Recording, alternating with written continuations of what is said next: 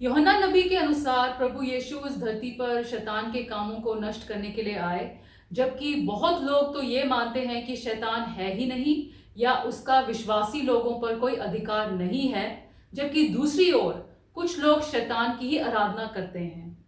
सही मायने में शैतान है क्या और उसका सामना हम विश्वासी लोगों को कैसे करना चाहिए, इसी विषय पे बात करेंगे आज हम। शुरू करते हैं परमेश्वर के वचन से। परमेश्वर का वचन हमने पहला यूहन्ना उसका 3 अध्याय उसकी 4 आयत से आगे लिया है। यहाँ इस प्रकार लिखा है, जो कोई पाप करता है वह व्यवस्था का विरोध करता है और पाप तो व्यवस्था का विरोध है। तुम जानते हो कि वह इसलिए प्रकट हुए कि पापों को हर ले जाएं, और उनके स्वभाव से में पाप नहीं। जो कोई उनमें बना रहता है वह पाप नहीं करता। जो कोई पाप करता है उसने ना तो उन्हें देखा है और ना उनको जाना है। हे बालकों, किसी के भरमाने में ना आना। जो धर्म के काम करता है वही उनके समान धर्मी है। जो कोई पाप करता है वह शैतान की ओर से है, क्योंकि शैतान आरंभ ही से पाप करता आया है। परमेश्वर का पुत्र इसलिए प्रकट हुए कि शैतान के कामों को नाश करें। जो कोई परमेश्वर से जन्मा है वह पाप नहीं करता, क्योंकि उसका बीज उसमें बना रहता है, और वह पाप कर ही नहीं सकता क्योंकि परमेश्वर से जन्मा है। इसी से परमेश्वर की संतान और शैतान के संतान जाने जाते हैं। जो कि धर्म के काम नहीं करता वह परमेश्वर से नहीं, और ना वह जो अपने भाई से प्रेम नहीं रखता। परमेश्वर के वचन को पढ़े और सुने जाने से आशीष हो। आमीन आमीन। प्रभु यीशु ने शैतान के क्या और कौन से काम नष्ट किए हैं? अभी जो हमने पढ़ा पहला यूहन्ना 3 अध्याय 8वीं आयत, उसमें लिखा है, परमेश्वर के पुत्र इसीलिए प्रकट हुए कि शैतान के कामों का नाश करें। शैतान के काम कौन से हैं जिनका उन्होंने नाश किया? अगर हम वो देखें, पहला जो पाप के कारण था, जो उसका रिजल्ट था, वो मौत थी, जो परमेश्वर ने उत्पत्ति में पहले ही बता दिया था। और दूसरा था परमेश्वर से अलहदा हो जाना, और फिर उन्हें अदन बाग से निकाल दिया गया था, और जहां पर के वो परमेश्वर की आशीष में उनकी हजूरी में थे। फिर पहला यूहन्ना 4 अध्याय उसकी अगर हम 9वीं 10वीं आयत में देखें तो वहां लिखा है कि परमेश्वर ने अपने पुत्र को भेजा कि वो हमारे पापों का बोझ अपने ऊपर उठा लें, और हमारी जो he was the propitiation of our sins, ताकि हम उनके द्वारा फिर पाप रहित रहें और उनके द्वारा हम नया जन्म पाएं। तो प्रभु यीशु ने खत्म क्या किया? यूहन्ना 3:17 में परमेश्वर के पुत्र वो कहते हैं, मैं आया हूं संसार को कंडेम करने के लिए नहीं, बल्कि जो उनकी जजमेंट है वो उनके दोबारा दूसरी बारी आने पर होगी। वो आए हैं वो उस बुराई को खत्म करने के लिए। जिस प्रकार के एक सर्जन एक सर्जरी करके एक ट्यूमर को निकाल देता है, इसी प्रकार प्रभु यीशु ने भी हमारे जीवनों में वो पाप के काम निकाल दिए। पहला यूहन्ना 3 अध्याय 8वीं से 10वीं आयत में, जो पाप करता है वो शैतान का है, क्योंकि शैतान ने शुरू से ही पाप ही किया है, और शैतान के काम हैं जो उनसे नफरत करनी है, पापियों से नहीं। जो कोई भी परमेश्वर से जन्मा है वो पाप नहीं करता। शैतान के काम हैं दूसरों को भ्रम में डालना, पाप में ले जाना, ताकि फिर पाप को जो गिल्ट है वो हमें फिर हम लगे रहते हैं पाप करने में। पहला यूहन्ना 3 अध्याय 4वीं आयत में, जो पाप है ये अराजकता है, जो कि परमेश्वर के व्यवस्था का उल्लंघन करना है। उसमें यह है कि जो मेरे विचार हैं वो परमेश्वर की आज्ञाओं से ज्यादा बड़े हैं, और पाप यही है कि परमेश्वर की आज्ञाओं को ना मानना, और फिर मैं अपने आप में एक अपना लॉ बना लेता हूं जो एक्चुअल में परमेश्वर के खिलाफ रिबेलियन है। शैतान हमें लेके जाता है परमेश्वर के जैसा बनाने के लिए, और फिर अहंकार में हम अपनी जो इच्छाएं हैं परमेश्वर की इच्छाएं से ऊपर करने लग जाते हैं, और इस इच्छा को परमेश्वर का पुत्र खत्म करने के लिए आते हैं, ताकि फिर हमारे मन में वो पाप करने की इच्छा ना हो। ये उन्होंने किस प्रकार खत्म की।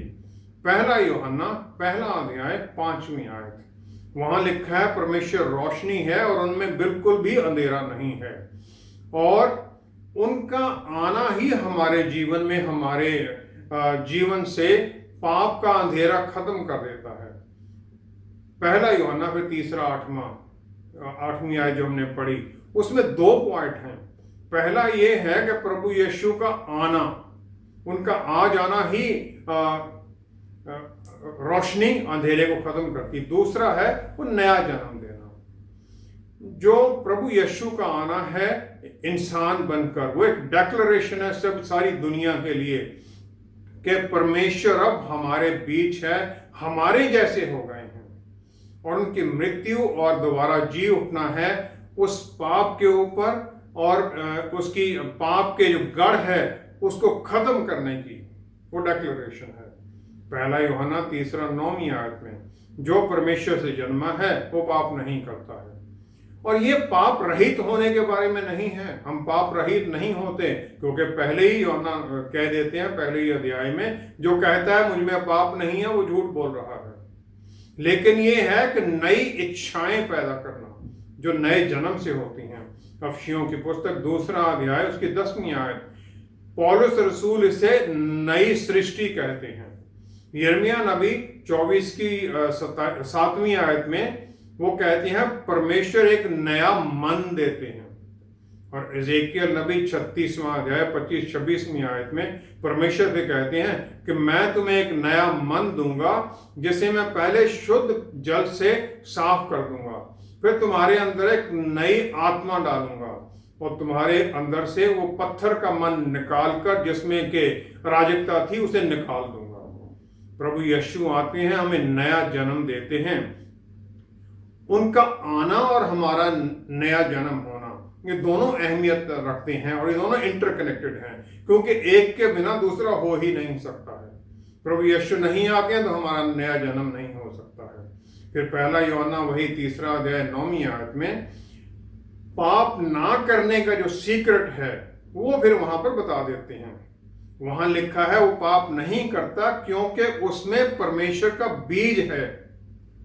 जो ये बीज है इससे फिर हमें बढ़ाना है, रोज परमेश्वर से जुड़ना, उनकी वचन को पढ़ना, वचन के द्वारा उनसे जुड़ना, आत्मा में प्रार्थना करना, ताकि फिर हम परमेश्वर और उनके पुत्र के साथ वचन के द्वारा वो सहभागिता में जुड़े रहें। और इसमें फिर हमारा बदलाव होता है और हम दिन प्रतिदिन प्रभु यीशु की इमेज और लाइकनेस में उनके अनुरूप बनते जाते हैं। और फिर जो परमेश्वर का चरित्र है वो अपने बच्चों के बीच जाहिर होने लग जाता है। शैतान का पाप था कि वो परमेश्वर ने जिस काम के लिए उसे बनाया था वो करना नहीं चाहता है। वो एक कवरिंग खरूफ था जो कि, लेकिन वो ये चाहता था कि मैं परमेश्वर के बिल्कुल बराबर उन जैसा बन जाऊं। यशायाह 14 की 14वीं आयत में लिखा है ये। और ये प्रभु यीशु की मसीहा की जो नेचर है उसे बिल्कुल अलग है। फिलिपियों 2 की 6-7वीं आयत में लिखा है प्रभु यीशु परमेश्वर जैसे परमेश्वर होते हुए भी उन्होंने परमेश्वर की बराबर होने को कोई ये नहीं समझा कि इसके पकड़ के मुझे रखना चाहिए, बल्कि वो इंसान बनकर आ गए एक दास का रूप लेकर। और यही उनका हमारे लिए आज्ञा भी है कि हम अधीनगी में रहें, दास की तरह काम करें। योएल नबी की पुस्तक 2 अध्याय उसकी 23वीं आयत और फिर 27वीं 28वीं आयत में वहां परमेश्वर का वादा है कि मैं तुम्हें पहले की बारिश और फिर बाद की बारिश दोनों दूंगा। जो पहली बारिश है वो प्रभु यीशु का आना है, और जो दूसरी बारिश है वो हमेशा जो फसल है उसे और बढ़ोतरी के लिए होती है। 27वीं आयत में लिखा है कि परमेश्वर फिर अपने लोगों के बीच होंगे और उन्हें फिर कभी शर्मिंदा नहीं होने दिया जाएगा। दूसरा वादा है वो दूसरी बारिश के बारे में। फिर वो कहते दूसरी बारिश क्या है, मैं अपना आत्मा सब शरीरों पर डाल दूंगा। और ये सिर्फ इजरायलियों के लिए नहीं है, सबके लिए है। तो पहली बारिश और दूसरी बारिश दोनों का वायदा है जो प्रभु यीशु पूरा कर देते हैं। यशायाह नबी की पुस्तक उसका 61 अध्याय, उसकी हम पहली और 7वीं आयत अगर हम देखें तो उसमें जो लिखा गया है वो प्रभु यीशु लूका की 4थे अध्याय की 16वीं से 20वीं आयत में पढ़ते हैं। प्रभु यीशु उस समय हैं नाजरत में, उन्हें पुस्तक दी जाती है और फिर वो पढ़ते हैं 16वीं आयत से, जो अगर 18वीं आयत से जो पढ़ते हैं वो, प्रभु का आत्मा मुझ पर है इसलिए कि उसने कंगालों को सुसमाचार सुनाने के लिए मेरा अभिषेक किया है और मुझे इसलिए भेजा है कि बंदियों को छुटकारे का और अंधों को दृष्टि पाने का सुसमाचार प्रचार करूं और कुचले हुओं को छुड़ाऊं और प्रभु के प्रसन्न रहने के वर्ष का प्रचार करूं। ये दूसरी आयत में वो रोक देते हैं, इससे आगे वो नहीं पढ़ते हैं। जबकि यशाया नबी की जो पुस्तक है उसका जो 61 अध्याय है, अगर हम उसकी दूसरी आयत को देखें, वहां जो उन्होंने छोड़ा है वहां लिखा है, और हमारे लिखा यहोवा के प्रसन्न रहने के वर्ष का और हमारे परमेश्वर के पलटा लेने के दिन का प्रचार करूं, वेंजियंस का जो प्रचार वो करूं। वहां वो लिखा है कि सब विलाप करने वालों को शांति दूं और सिय्योन के विलाप करने वालों के सिर पर की राख दूर करके सुंदर पगड़ी बांध दूं, कि उनका विलाप दूर करके हर्ष का तेल लगाऊं और उनकी उदासी हटाकर यश का ओढ़ना ओढ़ाऊं, जिससे वे धर्म के बीज वृक्ष और यहोवा के लगाए हुए कहलाएं और जिससे उसकी महिमा प्रकट हो। तो वे बहुत काल के उजड़े हुए स्थानों को फिर बसाएंगे, पूर्व काल के पड़े हुए खंडरों में वे फिर घर बनाएंगे। उजड़े हुए नगरों को जो पीढ़ी पीढ़ी से उजड़े हुए हों वे फिर नए सिरे से बसाएंगे। परदेसी आ खड़े होंगे और तुम्हारी भेड़ बकरियों को चराएंगे और विदेशी लोग तुम्हारे हल चलाने वाले और दाख की बारी के माली होंगे, पर तुम यहोवा के याजक कहलाओगे। वे तुमको हमारे परमेश्वर के सेवक कहेंगे और तुम जाति जाति की धन संपत्ति को खाओगे। उनके वैभव की वस्तुएं पाकर तुम बढ़ाई करोगे। तुम्हारी नामधराई के बदले दूना भाग मिलेगा। अनादर के बदले तुम अपने भाग के कारण जय जयकार करोगे। तुम अपने देश में दूने भाग के अधिकारी होगे और सदा आनंदित बने रहोगे। ये है पूरी आशीष जो प्रभु यीशु के आने से मिलती है। उन्होंने कहा पहला सिर्फ आनंद का समाचार, जो वेंजियंस उन्होंने नहीं बताई। जो वो पहली बारिश थी जो योएल नबी ने बोली थी वो वहां उन्होंने छोड़ दिया, जिससे कि बीज नया जन्म पाता है। जो दूसरी बारिश है वो वेंजियंस ऑफ द लॉर्ड है, और ये वेंजियंस जो है वो जो न्याय का है दो है। पहला है यूहन्ना 14:26 में, वो प्रोफेसी वहां पूरी होती है। वो कहते हैं जो तुम्हारे लिए कंफर्टर, जो पवित्र आत्मा परमेश्वर आएंगे, वो तुम्हें पिता परमेश्वर भेजेंगे मेरे नाम में। प्रभु यीशु ये वादा करते हैं। और दूसरा तिमोथियस पहला अध्याय 7वीं आयत में फिर पवित्र आत्मा परमेश्वर के बारे में बोला गया कि वो बल के, प्यार के और साउंड माइंड, आत्म संयम के आत्मा है। बल के आत्मा है, आत्म संयम के आत्मा है। और दूसरा जो बारिश है वो यहां पे शुरू हो जाती है, वेंजियंस शुरू होता है, क्योंकि हमें बल मिल जाता है ताकि हम फिर इस युद्ध में आगे बढ़ें। पहला पत्रस 2 अध्याय 9वीं आयत में पत्रस रसूल कहते हैं तुम चुने हुए लोग हो, एक रॉयल प्रीस्टहुड, पवित्र कौम, परमेश्वर के अपने लोग, स्पेशल पीपल। और फिर हम इस कारण से हम बल पाए हुए हैं ताकि जो प्रभु यीशु ने वो जय पाई उसमें हम खड़े रहें। यकरिया 2 अध्याय 5वीं से 8वीं आयत तक परमेश्वर वायदा करते हैं कि मैं अपने लोगों के चारों तरफ आग की दीवार बन जाऊंगा, और फिर जो तुम्हें छुएगा वो मेरी आंख की पुतली को छुएगा। ये प्रोटेक्शन हमें वादा किया गया जो कि पवित्र आत्मा परमेश्वर के आने से हमें मिलता है। भजन संहिता 34 की 15वीं आयत में लिखा गया है परमेश्वर की नजर धर्मी लोगों पर सदा बनी रहती है, और उनके कान उनकी पुकार सुनने के लिए हमेशा खुले रहते हैं। नजर हमेशा जमी रहती है ताकि एकदम वो सहायता करें। मार्कुस 6 अध्याय 45 से 51 आयत तक। चेलों को प्रभु यीशु किश्ती में भेज देते हैं और स्वयं वो चले जाते हैं पहाड़ी के ऊपर प्रार्थना करने के लिए। रात का समय है। जो चेले हैं उन्हें बहुत भयंकर तूफान का सामना करना पड़ता है और किश्ती उनकी फंस जाती है। रात के समय में, आधी रात के समय प्रभु यीशु देखते हैं उन्हें किश्ती में, वो स्ट्रेनिंग एंड ड्रॉइंग, उनका जोर लग रहा है, आगे नहीं बढ़ पा रहे हैं। देखते हैं वो रात में, वो पहाड़ी पर हैं, किश्ती समुद्र में है। जो वचन वहां लिखा गया था भजन संहिता वाला, परमेश्वर की नजर लगी रहती है और फिर वो पानी पर चलकर उनके पास आ जाते हैं, सुनते हैं उनकी पुकार। 1 यूहन्ना 1 अध्याय 7वीं आयत।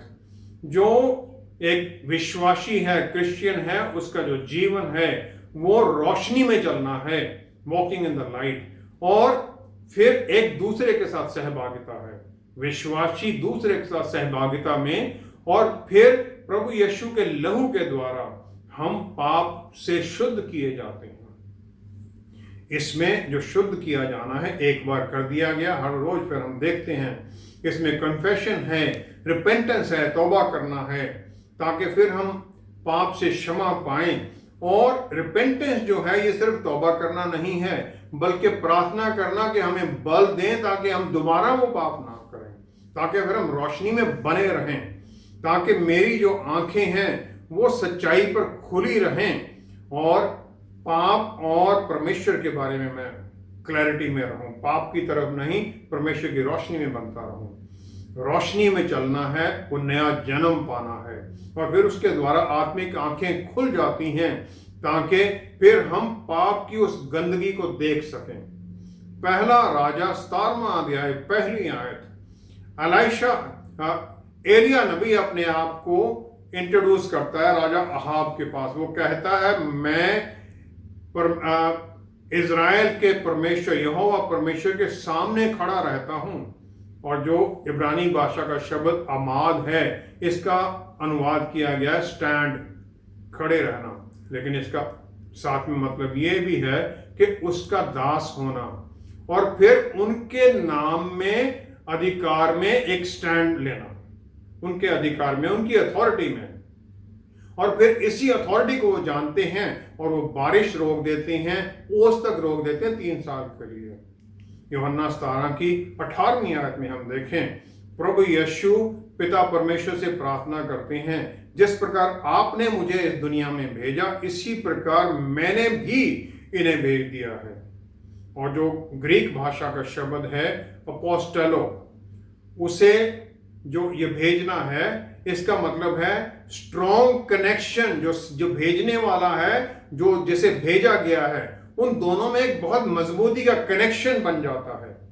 तो प्रभु यीशु ये कहते हैं कि मैंने अपनी अथॉरिटी और बल में इन्हें अपने साथ जोड़कर भेजा है। परमेश्वर के बच्चे होने के साथ और परमेश्वर के परिवार का हिस्सा होने के कारण मैं परमेश्वर को यहाँ पर रिप्रेजेंट करता हूँ, उनका एम्बेसडर बन जाता हूँ, क्योंकि मैं स्वर्ग राज्य का अधिकारी हूँ, उसका सिटीजन हूँ। और फिर मुझे एक को डिप्लोमेटिक इम्यूनिटी मिल जाती है। जो लोकल गवर्नमेंट है वो मुझे छू नहीं सकती है, जैसे कि दूसरे देशों के डिप्लोमेट्स को हम कुछ नहीं कह सकते हैं। जो इस दुनिया का राजा है शैतान, फिर वो मुझे या उसकी जो दुष्ट आत्मा मुझे छू नहीं सकती हैं।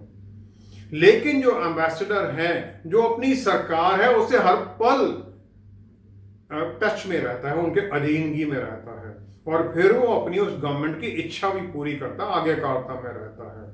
प्रभु यीशु के आने से ये सब आशीषें विश्वासियों को मिल जाती हैं नए जन्म के द्वारा, और फिर वो शैतान के जो काम हैं वो सब खत्म कर देते हैं।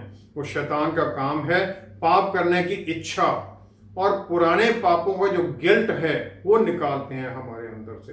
पवित्र आत्मा परमेश्वर जो हमारे अंदर हैं, फिर वो एक विश्वासी को पाप के हर पल, वो हर स्टेज में वार्निंग देते रहते हैं, सोचने के समय पर, प्लान करने के समय पर, पाप करने के समय पर, और फिर बाद में भी वो सिखाते हैं कि तौबा करो ताकि दोबारा नया जीवन फिर शुरू करो। प्रभु यीशु ने ये सब कुछ बर्बाद किया, शैतान का जो अधिकार था हमारे ऊपर, और इस नई हालत में, हालांकि हम चारों तरफ आग से घिरे हुए हैं, आग बीमारियों की भी है, मॉरल वैल्यूज खत्म हो रही हैं, लेकिन हम सुरक्षित हैं। दानियल की पुस्तक 3 अध्याय 24 से 24 to 30 वर्ष में हम देखते हैं कि दानियल के वो 3 मित्र आग में फेंक दिए जाते हैं, लेकिन उनके चारों तरफ वो एक दीवार बन जाती है, परमेश्वर के पुत्र उनके साथ हैं, और जो आग है उसका उन पर कोई अधिकार नहीं होता है, उनके बालों को भी वो छू नहीं सकती है, और ना उनके कपड़ों पर कोई असर पड़ता है, यहां तक कि आग की दुर्गंध भी उनके शरीर से नहीं आती है। हमारे चारों तरफ भी जो आग ये पाप की और ये इमोरलिटी की है, हमें ये छू नहीं सकती है। ये प्रभु यीशु बदल देते हैं हमारे तरफ, चारों तरफ ये सुरक्षा लगाकर।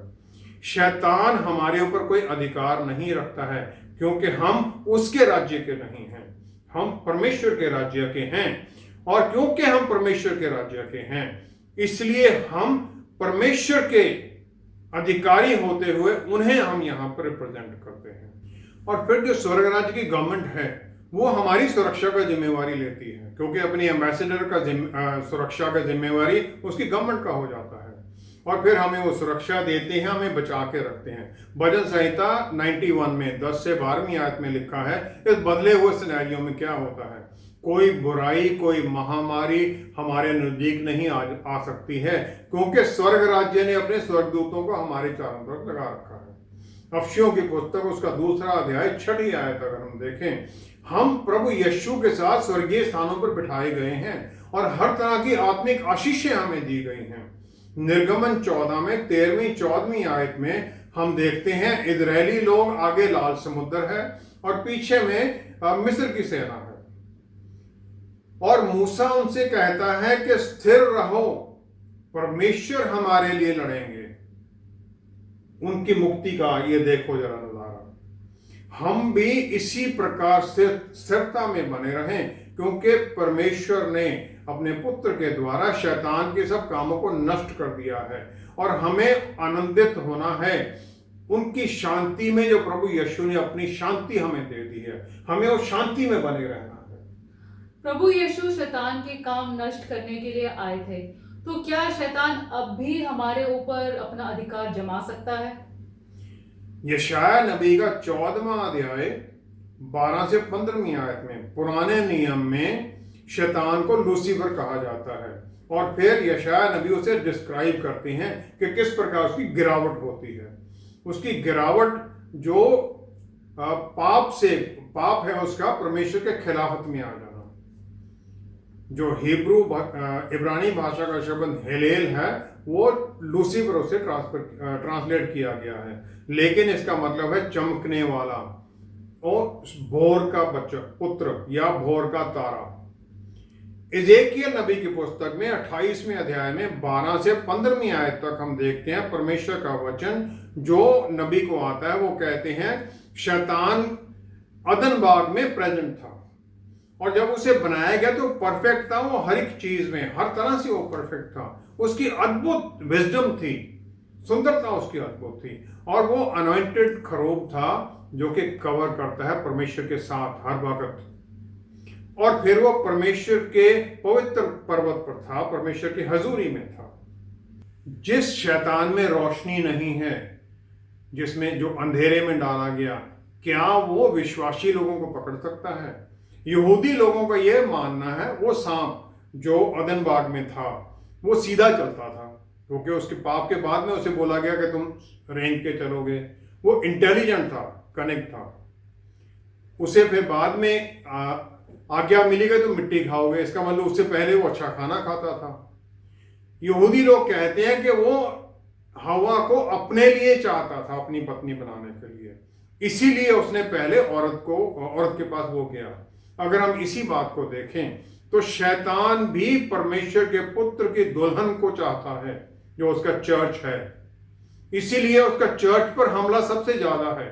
जो लोग उसके हैं, पहला पत्रस 5वां अध्याय 8वीं आयत में लिखा है जो शैतान है वो भूखे शेर की तरह गड़ता फिरता, किसको मैं खाऊं। यूहन्ना 8:4 में प्रभु यीशु फरीसियों को कहते हैं कि तुम तो अपने पिता शैतान के काम करते हो और उसका काम है कि तुम उसकी इच्छा पूरी करना चाहते हो, और वो शुरू से ही मर्डरर था और झूठा था और वो सच्चाई में नहीं रहता है। शैतान उन लोगों को क्यों कुछ कहेगा जो उसकी आज्ञाकारिता में चल रहे हैं, तो वो हमें ही पकड़ना चाहता है। इससे दो चीजें हैं, जो अविश्वासी हैं वो सुरक्षित हैं, तो उसके जो टारगेट हैं वो हम लोग हैं, और अपनी गर्ज से वो हमारे मन में भय डालना चाहता है। और अगर हम देखें अफसियों की पुस्तक 6 अध्याय 12वीं आयत, तो हम वहां पौलुस रसूल कहते हैं हम हार्ड मास से लड़ाई नहीं कर रहे हैं, हमारी ये प्रिंसिपैलिटीज पावर्स, जो अंधघोर की शक्तियां, उनके खिलाफ हमारी लड़ाई है, और जो ये आत्मिक स्पिरिचुअल होस्ट है विकेडनेस के स्वर्गीय स्थानों में, उनके खिलाफ हमारी लड़ाई है। क्योंकि ये जो वचन लिखे गए ये विश्वासियों के लिए लिखे गए हैं, तो खतरा भी शैतान से फिर हम विश्वासियों को ही है, और हमें ही इसके लिए तैयारी में रहना है। प्रभु यीशु ने वो खत्म कर दिया है सब कुछ, लेकिन हमें युद्ध के लिए हर पल तैयार रहना है, क्योंकि विश्वासी बनने के बाद में हम फिर उस लड़ाई के युद्ध क्षेत्र में उतार दिए जाते हैं। इसके जो आगे की बात है, जो हमारा रोल इसमें क्या है, वो हम अगले प्रोग्राम में बात करेंगे। आइए हम प्रार्थना करें। पिता परमेश्वर, हम आपका धन्यवाद करते हैं आपके प्यार के लिए, और सब वो गढ़ तोड़ देने के लिए शैतान का, और हमारे चारों तरफ वो आग की दीवार खड़ी करने के लिए। और प्यारे प्रभु जी, हमें पवित्र आत्मा परमेश्वर देने के लिए, जो हमारे भीतर हमारे गाइड हैं, हमारे टीचर हैं, हमें बल देते हुए, आत्म संयम देते हुए आपके प्यार से भर देते हैं। हम आपकी सुरक्षा में हैं प्यारे प्रभु। पवित्र आत्मा परमेश्वर द्वारा हमें रास्ता दिखाते रहिए, हमें सहायता कीजिए कि हम उस रोशनी में बने रहें, अंधेरे से दूर रहें, क्योंकि हम आपकी सुरक्षा में हैं। किसी भी तरह कोई दरवाजा जो हमसे खुला रह गया, जिसके कारण शैतान हमारे ऊपर अधिकार जमा सकता है, उसे बंद करने में हमारी सहायता कीजिए। पिता परमेश्वर, हम सारा आदर आपको देते हैं, सब कुछ आपके प्यारे बेटे प्रभु यीशु के पवित्र नाम में मांगते हैं। आमेन, आमेन, आमेन। प्रभु यीशु का इंसान बनकर आना हमें पापों की माफी के लिए ही नहीं था, बल्कि मुक्ति के साथ साथ परमेश्वर के परिवार का हिस्सा बन जाना भी शामिल है। लेकिन क्या हम अपने पूरे अधिकारों के बारे में पूरी तरह से जागरूक हैं, और क्या हम इनमें चलते भी हैं? शैतान पर जीत में तो हमें प्रभु यीशु ले आए हैं, लेकिन इस जीत में बने रहने के लिए हमें क्या करना है, हम अगले प्रोग्राम में जानेंगे। हमारे साथ दोबारा जुड़ने के लिए आपका बहुत बहुत धन्यवाद। अगले हफ्ते आपसे फिर मुलाकात होगी। Stay blessed, stay safe, shalom.